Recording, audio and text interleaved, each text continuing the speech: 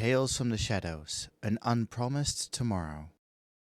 When one looks upon the chronicles of history, those immovable tomes of ages past, one is certain to find the mark of a great many notable figures. Conquerors, pioneers, heroes, men and women whose lives serve to punctuate the endless passage of time. I am not one of them, no builder of nations me, nor less a savior of the oppressed. I am but a humble engineer who had the good fortune to become the 18th president of Garland Ironworks. For 200 years now, we have kept alive the dream of freedom through technology, passing on the legacy of our predecessors to the next incumbent upon our retirement, save for one poor fellow who died after 3 days in the role. In the end, however, the only name history will remember is that of Sid Garland, our own appearing as mere footnotes to his legend. A legend we are only too happy to preserve. Garland Ironworks' first home was a workshop in Revenant's Toll, and I am told there was a time when people would flock from every corner of the realm to gaze upon its wonders. A stark contrast to our present operation.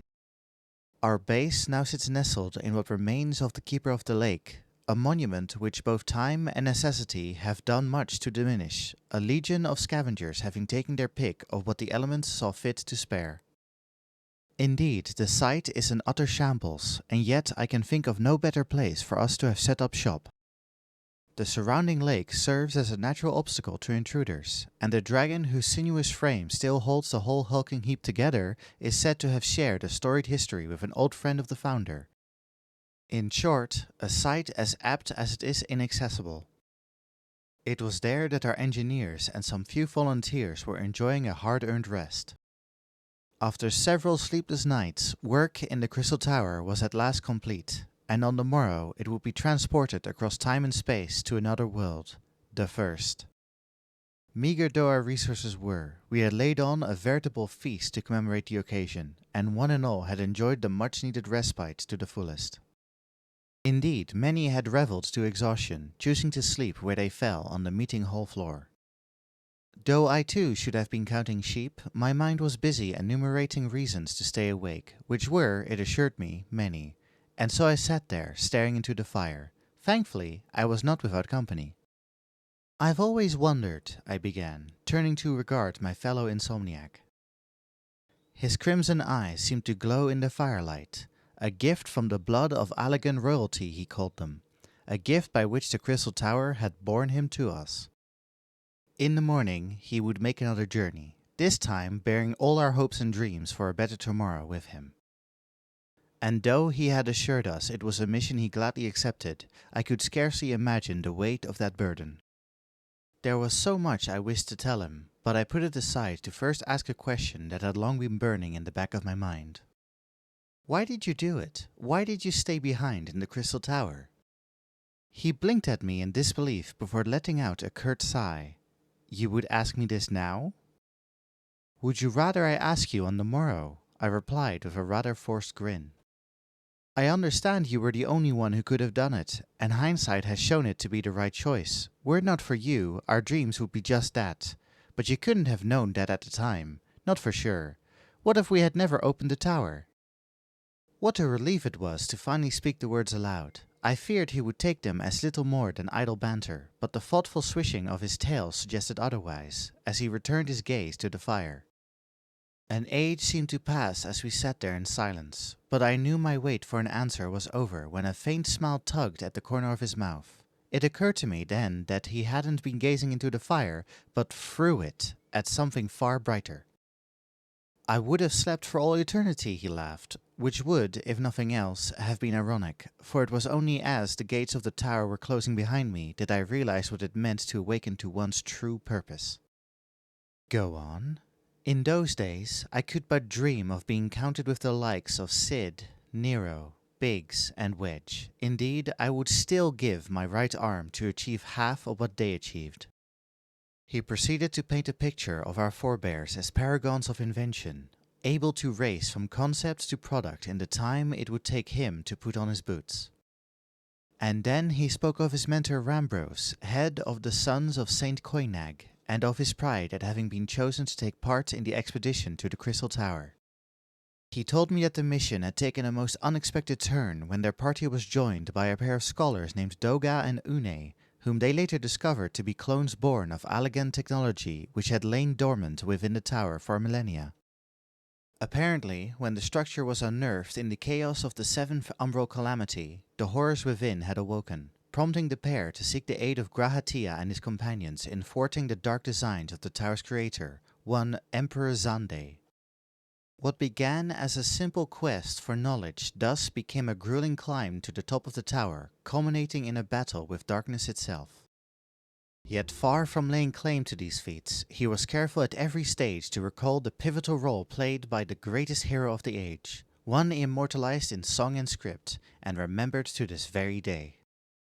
Before me stood the very embodiment of heroism, the fables of my childhood made flesh, and in the light of so shining an example, I saw at last the part I had to play. How could I do aught but remain in the tower? Quite easily, I chuckled, were you and your exemplar not cut from the same cloth. Being of a rather less heroic disposition, however, I can tell you that my first act, having endured such an ordeal, would have been to go home to bed. But tell me, were you not scared? Of course I was, but courage is not the absence of fear. He leaned back then, to stare up at the ceiling. It is the triumph over it.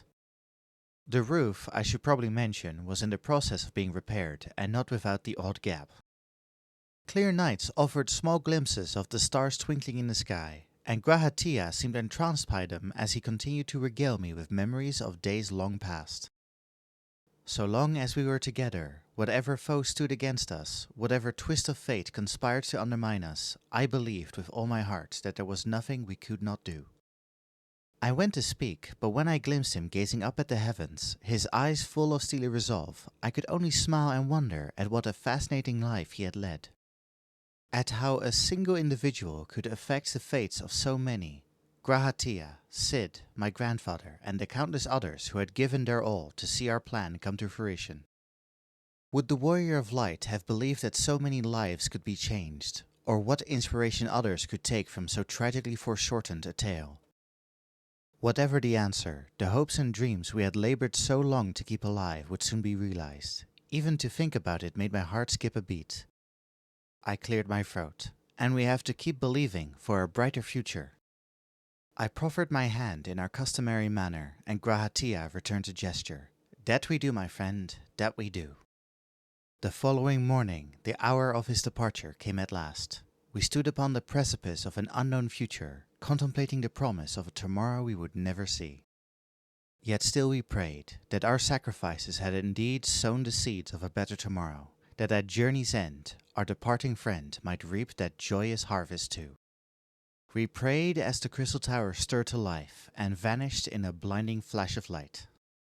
I can't say for how long we stood there at the shore of Silvertear Lake. It wasn't until the sun broke the horizon that I noted the passing of time and the deafening silence. We could only assume Grahatia's mission would carry on across the rift, and that we had played our part to its completion. Yet, with our duty done, I couldn't help but feel a part of me was missing, much like the Crystal Tower from the skyline of Mordona. I told myself that the void would soon be filled by a sense of accomplishment, but I wasn't sure I believed it.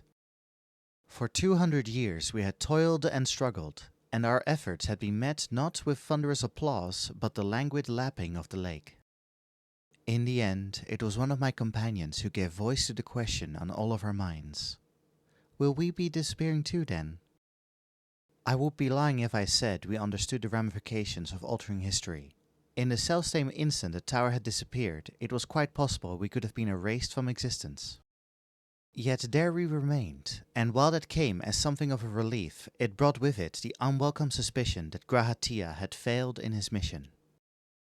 Conscious that others were watching, I shook my head. Causality be damned. I refused to believe our friend would allow our travails to be for naught. The 8th umbral calamity had been averted, if not for us, then in a divergent timeline. Unbeknown to me, the others were busy reaching the same conclusion, and a laugh escaped the lips of someone in the crowd. Though the world yet remained in ruin, it was ours. A comforting, even comical thought, considering what very well could have come to pass. Expunction from the pages of history no longer seeming to be in prospect, we enjoyed a moment of solace. Our forebears had overcome a great many trials that we might live to see that day, gaining control of the Crystal Tower, taming the wings of time, even harnessing the forces of the rift, and we were not about to let the event pass unmarked. Our moment of solace lasted exactly as long as it took the earth to begin shaking. Plucked from my reverie, we frantically scanned our surroundings, hoping to find the source of the tremors, even as someone cried, "Over there!" We followed his gaze toward the keeper of the lake, and what we saw there left us speechless. The wreckage we dared to call home was collapsing. Steel plating creaked and groaned in protest as it broke apart before disappearing beneath the water. Unbidden, the image of the rickety roof came guiltily to mind, and I wondered if we had been too lax in our renovations. Then the whole pile began to move. The serpentine frame wrapped around the ship was breathing, writhing, breaking free of its resting place. "By the gods!" a voice shrieked from the crowd. "Midgard Sormer lives!"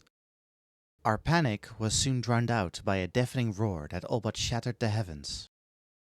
My ears still ringing, I looked up to see that Midgard Sormer had taken to the sky. After circling the lake, he bent his course toward us. No one dared move, nor even speak. We could only watch in horror as he made his approach. The engineer in me demanded to know why the great worm had chosen that moment to awaken, and I dully recalled the crystal tower-shaped gap on the horizon. Its departure had doubtless disturbed his rest. My blood ran cold at the thought of what might happen next, but my doom-laden musings were soon interrupted by a low, rumbling voice. "The tower. Is this your doing, children of man?" "1,000 apologies," I croaked. "We didn't mean to wake you." An agonizing silence followed. Before I knew it, my clenched fists were slippery with sweat. I tried telling myself I had nothing to fear, that the dragon had been a friend to Sid Garland and the others once upon a time. But try as I might, I could not escape the feeling that I was about to be incinerated. The worm grunted. "Long have I waited, watched as the world was shaped by your hand. Through war and calamity have I seen you struggle, devoting your fleeting lives to a dream you will never see." For an instant, I contemplated pleading our case, but he spared me that embarrassment. "Such constancy in creatures so inconstant is impressive." Midgard Somer loomed closer then, his eyes fixed on a young girl and the plaything in her hands. I felt my stomach drop as I recognized it as my grandfather's Omega replica. Old as it was, my colleagues jokingly referred to it as a senior member of the ironworks, and its age was certainly beginning to show. It randomly shut off however often we replaced its power core, and faulty sensors ensured it haphazardly bumped into everyone and everything, including Midgard Sommer himself when his body still served as one of the walls of our workshop. In all honesty, building a new replica would have been less troublesome than fixing it. Yet we had agreed that such niceties should wait until after work on the Crystal Tower was finished. I cursed myself for not having stripped the infernal thing for scrap. Tilting his head down further to regard the faltering automaton, Midgard Sommer made a most unusual sound, and though I knew nothing of dragons, I was almost certain it was a laugh. Recognizing the worm's amusement, the trepidation I had felt but moments before vanished in an instant. My blood was racing, and I could feel an unfamiliar heat welling up within me. Suddenly, I remembered Grahatia's words from the previous night. "Courage is not the absence of fear, it is the triumph over it."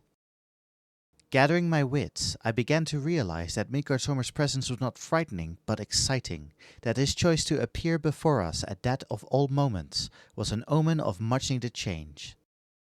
His eyes shifted to regard me then, and I found the courage to return his unblinking gaze. "Tell me, child of man, what dost thou see at dream's end?" "I see..." In my mind's eye, I glimpsed a world where the 8th Umbral Calamity had never come to pass, where Eorzea's champion bestrode the realm unbroken. But just as suddenly, I saw that this was Grahatia's future and not ours. Yet the skills we had honed to make that dream a reality were still ours to employ. Another image flashed before me. I see a world pulled back from the brink. This time, Midgard Somer's booming laughter was unmistakable. Very well. Under my protection shalt thou and thine rebuild, gaining newfound knowledge and the wisdom to wield it. Thus shall the children of man usher in a new astral era. And so our journey began anew. Would that Grahatia could see all that we will accomplish. Though we shall remain forever on different pages of history, and different books besides, I take comfort in knowing we strive for a future of the self-same brightness. Thank you for listening to Tales from the Shadows, an unpromised tomorrow.